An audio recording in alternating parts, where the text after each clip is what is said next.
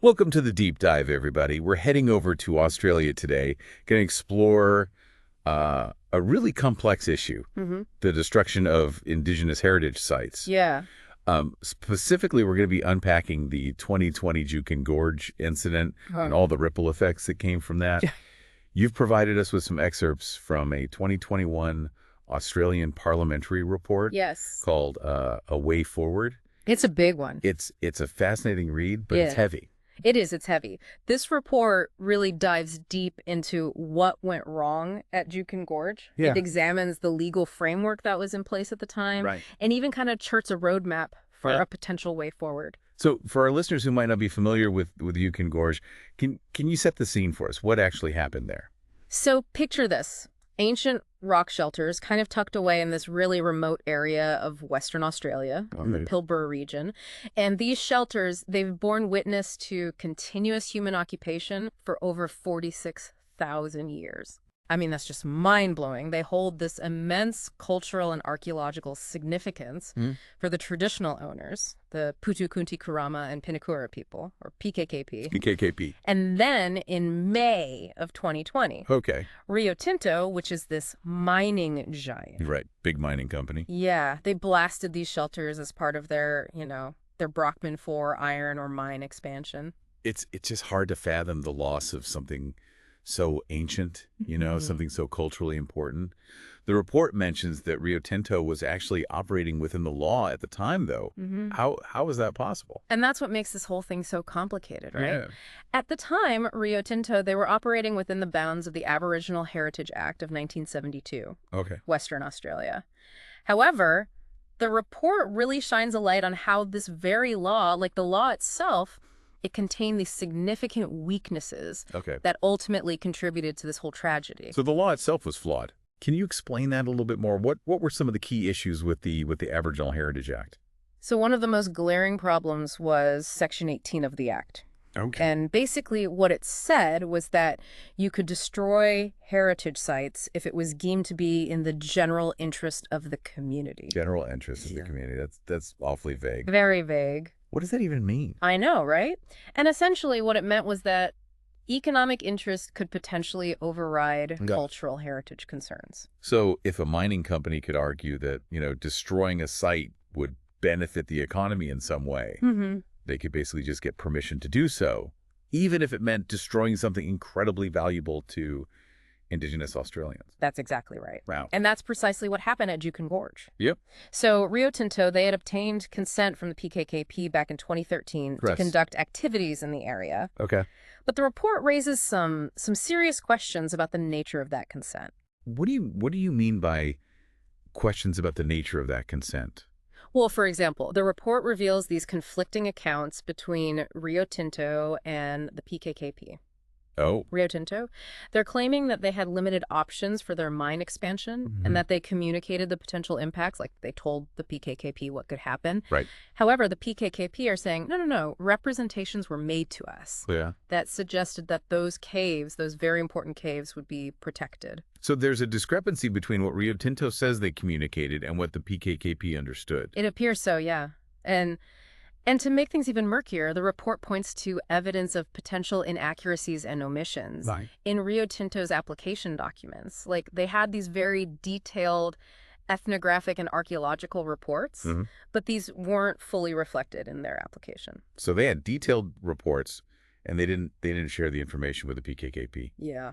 That's concerning. Yeah, and the report sheds light on internal communication breakdowns within Rio Tinto itself, too. Oh. So it seems like different departments, they weren't effectively communicating about the true significance of the Juukan Gorge site.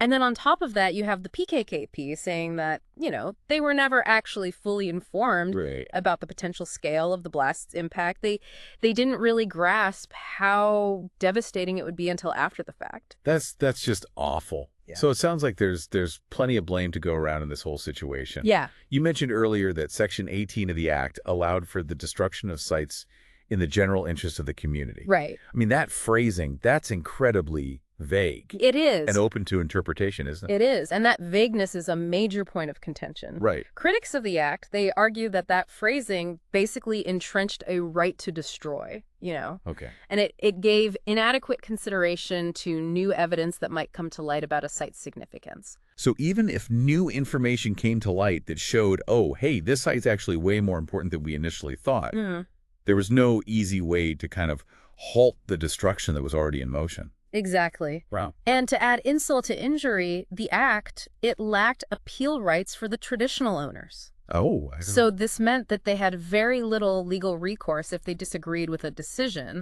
that was going to impact their heritage. It seems like this act really created a power imbalance, then It did. leaving traditional owners with limited options to protect their own heritage. Yeah.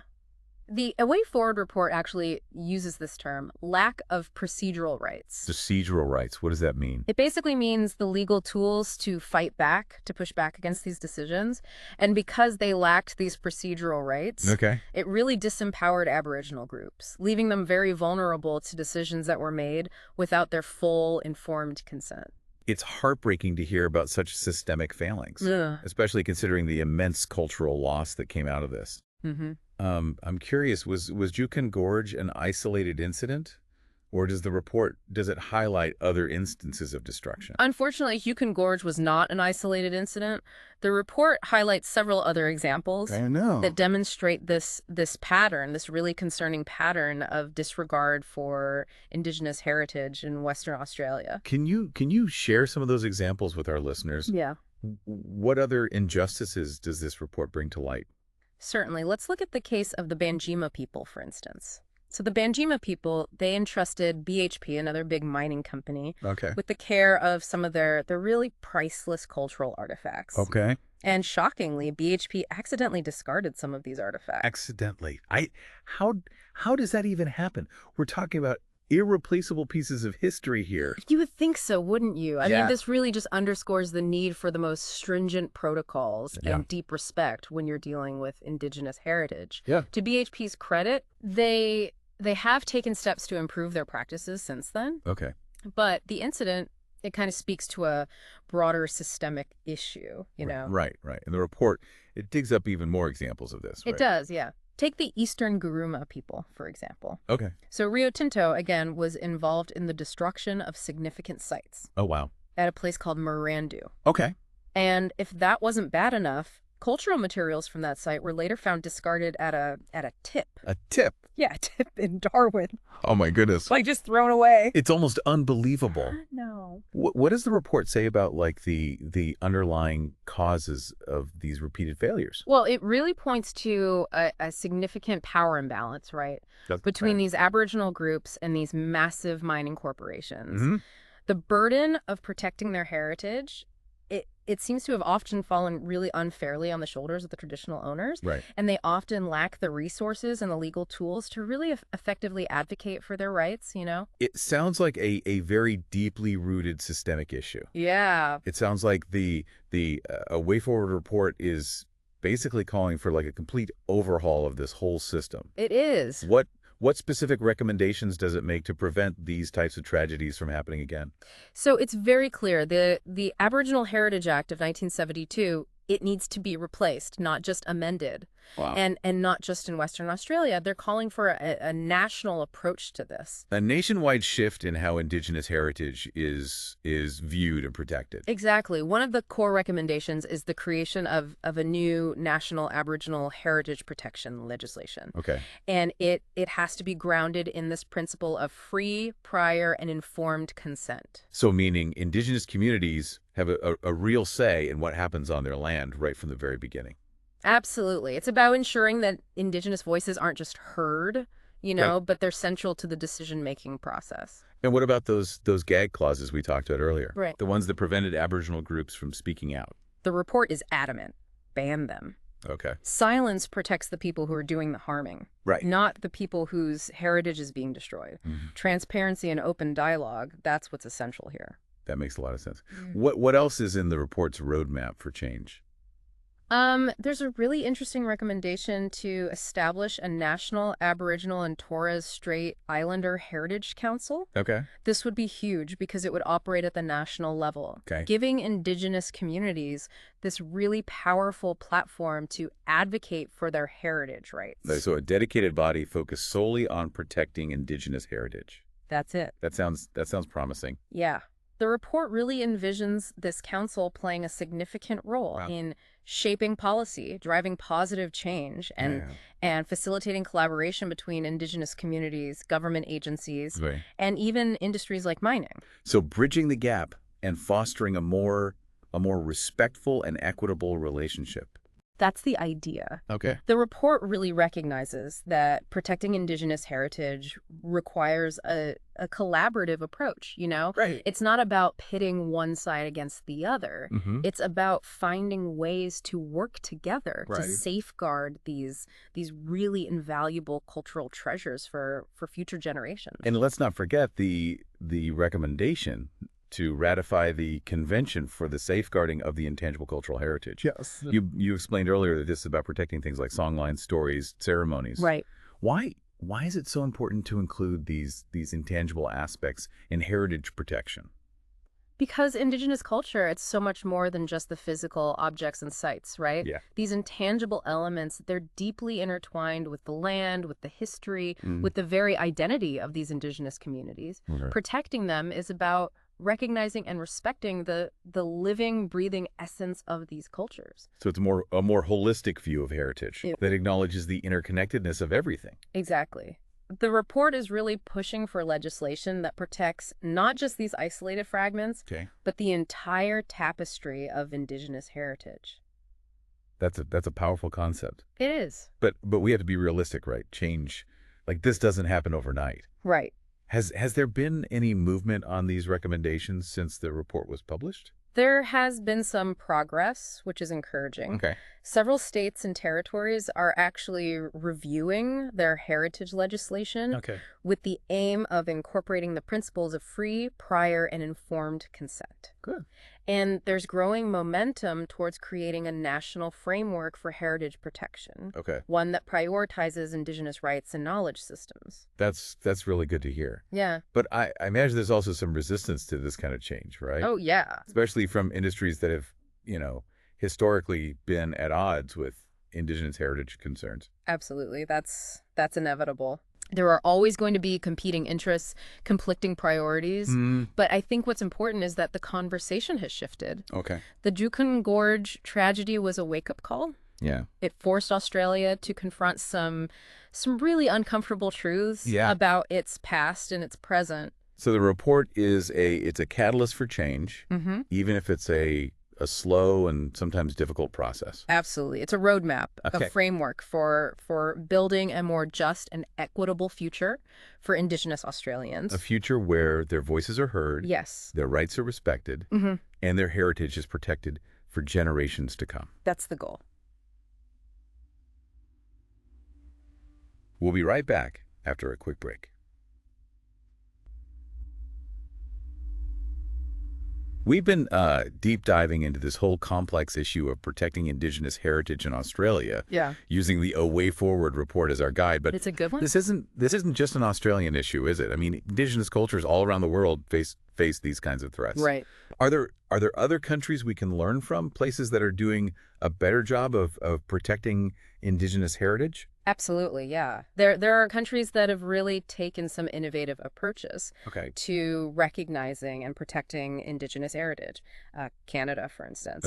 Canada, they're often lauded for their efforts to actually integrate Indigenous knowledge and values into their heritage management practices. Okay, so what's Canada doing differently? What can Australia learn from their approach? One key difference is their emphasis on what's called co-management. Co-management, what's that? So many Indigenous communities in Canada, they play a central role in actually managing and protecting heritage sites that are located on their traditional territories. Right. It's not just about consultation. Right. They have genuine decision-making power. So it's a true partnership. Yes. Where Indigenous communities are actually empowered to take the lead in safeguarding their own heritage. That's exactly right. And this co-management approach has actually seen considerable success. Okay, that's good. Another example is New Zealand. Okay. New Zealand's Resource Management Act actually includes specific provisions for protecting Maori heritage. So they've kind of woven indigenous heritage protection directly into their environmental laws. They have, yes. And that's something that the A Way Forward report advocates for in Australia as well. Okay. This more integrated approach, recognizing that deep connection between indigenous culture and the environment. That connection is undeniable, isn't it? I mean, indigenous cultures, they have this profound relationship with the land. They do. And that's reflected in their heritage. It is. Protecting one really goes hand in hand with protecting the other. Yeah. It's about recognizing that indigenous heritage isn't just about objects or sites. Right. It's about a way of life, a worldview that's inextricably linked to the environment. It sounds like Canada and New Zealand are setting a really positive example here. Yeah. But, I mean, I imagine they face challenges too. Of course. Right? Yeah. There's no perfect system when it comes to balancing these competing interests. Yeah, challenges exist everywhere. There are ongoing debates and complexities in every context, really. Right. But I think what sets these countries apart is that they've established this foundation that acknowledges indigenous rights and creates pathways for meaningful participation in heritage management. So a foundation built on respect, collaboration, and a genuine commitment to protecting indigenous cultures. Exactly. And that's something that Australia can definitely aspire to. Right. But it's not just about emulating other countries. Okay. The Way Forward report really stresses the importance of listening to indigenous voices within Australia, making sure that any new approach is grounded in the principles of self-determination and free, prior, and informed consent. This deep dive has given us, and hopefully you, the listener, a lot to think about. It is a very complex issue. Yeah. We've explored the legal frameworks, the international context, and some recommendations for change. But what does it all mean for you? Even if you're not living in Australia, how can we as individuals contribute to protecting indigenous heritage, both locally and globally? Well, I think it starts with awareness, right? Educate yourself about the indigenous cultures that are in your own region. Okay. Learn about their history, their traditions, their struggles. Seek out opportunities to actually engage with indigenous communities respectfully and learn from their perspectives. And once we have that awareness, what can we do to kind of turn that knowledge into action? You can support indigenous-led organizations that are working to protect their heritage, advocate for policies that actually uphold indigenous rights and promote self-determination, challenge those dominant narratives that often erase or diminish indigenous voices and perspectives. These are small steps, but they're powerful steps that can really make a difference. It's about recognizing that protecting indigenous heritage is a shared responsibility. It is a global responsibility. We all have a role to play in ensuring that these invaluable cultures thrive for generations to come. And it's not just a responsibility, it's a privilege, right? By understanding and appreciating the diversity of human cultures, we enrich our own lives and contribute to a more vibrant and interconnected world. So to our listener, we leave you with this. Take what you've learned from this deep dive and let it spark your own journey of discovery. Seek out the stories, the knowledge, and the wisdom that's held within these indigenous cultures. Engage with these issues. Challenge your own assumptions. And be a voice for change. Be a voice. Together, we can create a future where indigenous heritage is not just protected, but it's celebrated. It's valued, and it's woven into the very fabric of our shared human story. Beautiful. Thanks for joining us on this deep dive.